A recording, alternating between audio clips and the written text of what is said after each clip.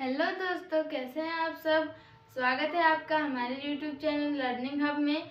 आज की वीडियो में मैं क्लास 10th के अर्थशास्त्र में पाठ 5 रोजगार एवं सेवाएं जो हमारा चैप्टर है उसमें मैं दो टॉपिक के बारे में आपको इस वीडियो में बताऊंगी।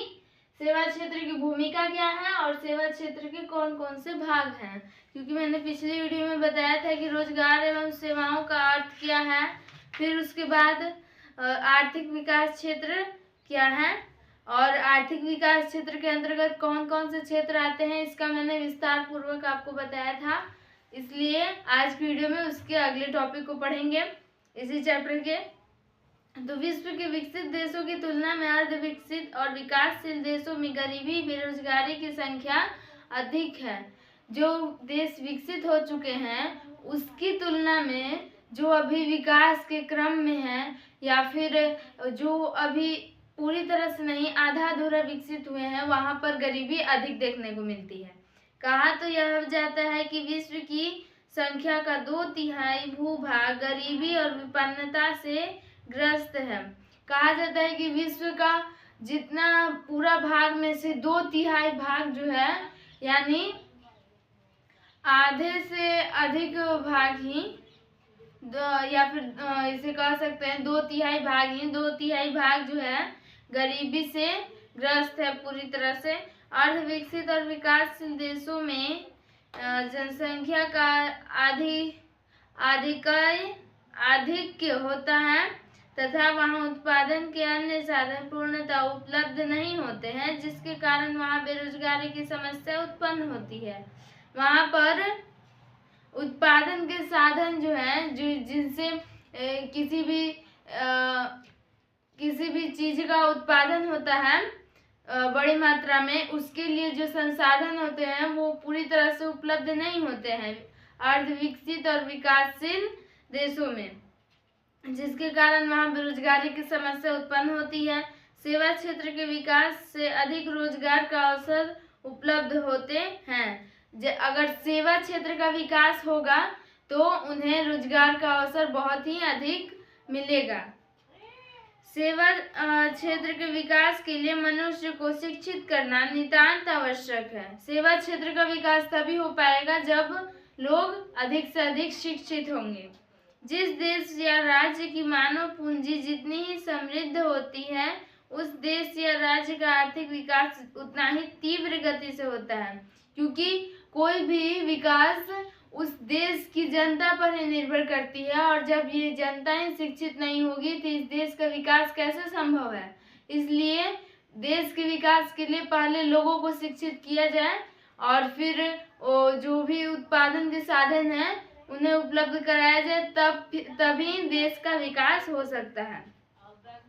समृद्ध मानव पूंजी एक सशक्त श्रम शक्ति को जन्म देती है, जिसके कारण लोग रोजगार पाने में सक्षम होते हैं। तब लोग हीन भावना से ऊपर उठकर देश व राज्य के हित में काम करना प्रारंभ करते हैं, जिससे विकास की स्थिति जो है पैदा होती है।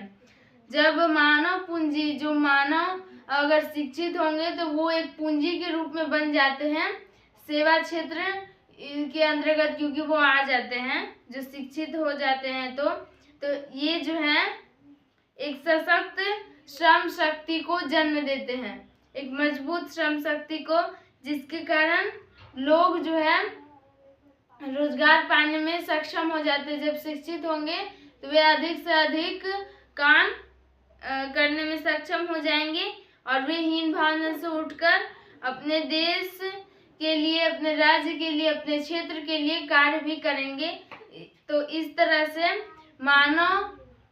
मानव विकास के लिए मानव पूंजी को तैयार करने में सेवा क्षेत्र की बहुत ही अधिक भूमिका है। और कहा जाता है कि भारत के मानवीय संसाधन जो है विश्व के सबसे सर्वश्रेष्ठ मानवीय संसाधन में आते हैं।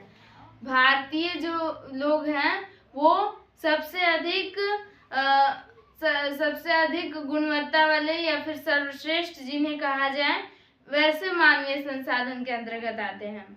ठीक है, ये हमारा हो गया सेवा क्षेत्र की भूमिका, एक पॉइंट हमारा हो गया। अब हमारा दूसरा पॉइंट सेवा क्षेत्र का भाग। सेवा क्षेत्र को सामान्यतः दो भागों में विभक्त किया गया है, सरकारी सेवा क्षेत्र और गैर सरकारी सेवा क्षेत्र।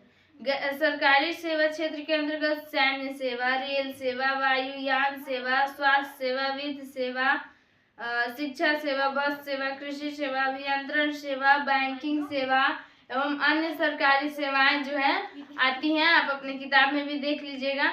अगर क्वेश्चन आएगा कि सरकारी सेवा क्षेत्र के अंतर्गत कौन कौन से क्षेत्र आते हैं, तो ये सब आप जरूर लिखिएगा, यही सब उसके आंसर में आएंगे।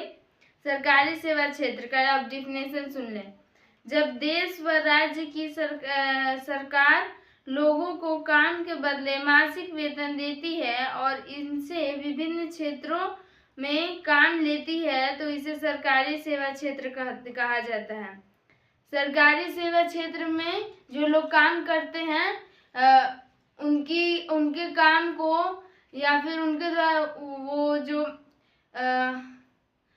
काम मतलब जो भी करते हैं उसको सरकारी काम कहा जाता है या फिर सरकारी नौकरी, जिसे आप जानते हैं बोलचाल की भाषा में, ये भी है, जिसके अंतर्गत सरकार विभिन्न क्षेत्रों में लोगों को, जो शिक्षित लोग होते हैं, उन्हें काम देते हैं और काम के बदले उन्हें मासिक वेतन के रूप में पैसे भी देती है, जिससे वो अपनी आजीविका भी बहुत अच्छी तरह से चला पाते हैं।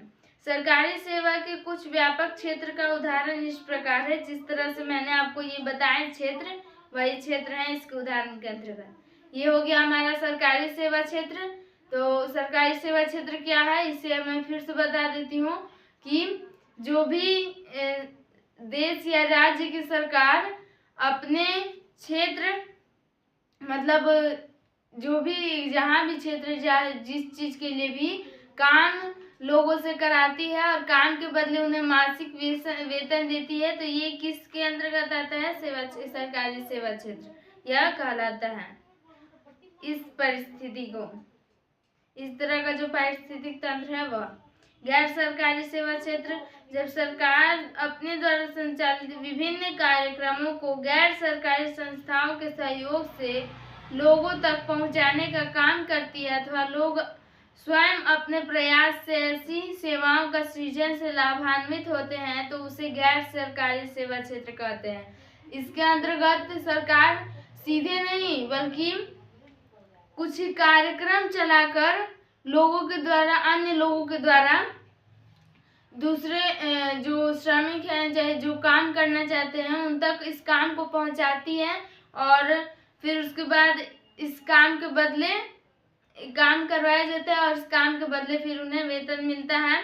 या फिर इसके अंतर्गत जो गैर सरकारी सेवा क्षेत्र है, इसमें लोग खुद से भी कुछ काम का कुछ आयोजन मतलब करते हैं उस तरह से और उससे लाभान्वित होते हैं। जैसे ये हमने पिछले पाठ में पढ़ा था कि स्वयं सहायता समूह, तो वो जो है एक गैर सरकारी सेवा क्षेत्र के अंतर्गत आता है, जिससे लोगों को फायदा भी होता है। तो ये सब जो है गैर सरकारी सेवा क्षेत्र के अंतर्गत आएंगे। इस क्षेत्र के भी कुछ उदाहरण हैं, जैसे बैंकिंग सेवा, दूरसंचार सेवा, यातायात सेवा, स्वास्थ्य सेवा, स्वरोजगार सेवा। जो हमारा स्वयं सहायता समूह था वह स्वरोजगार सेवा के अंतर्गत आएगा। इनमें से कुछ सेवाएं ऐसी हैं जो सरकारी एवं गैर सरकारी दोनों ही स्तर पर चलाई जाती हैं, खासकर यातायात सेवाएं, शिक्षा सेवाएं, स्वास्थ्य सेवाएं, दूरसंचार सेवाएं, बैंकिंग सेवाएं इत्यादि का क्षेत्र इतना व्यापक है कि सरकार अकेले सक्षम नहीं है। इसे सरकार ने जानबूझकर सरकारी और गैर सरकारी दोनों बनाया है, क्योंकि इसका क्षेत्र बहुत ही बड़ा है, जिसके कारण केवल सरकार इसे नहीं अकेले चला सकते हैं। तो ये हो गया हमारा सेवा क्षेत्र की भूमिका और सेवा क्षेत्र का भाग। तो उम्मीद है आपको समझ में आ गया होगा। तो अगर आपको कोई डाउट हो तो आप कमेंट में जरूर पूछिएगा। आज की वीडियो में बस इतना ही। अब हम मिलेंगे आपको नेक्स्ट वीडियो में। धन्यवाद।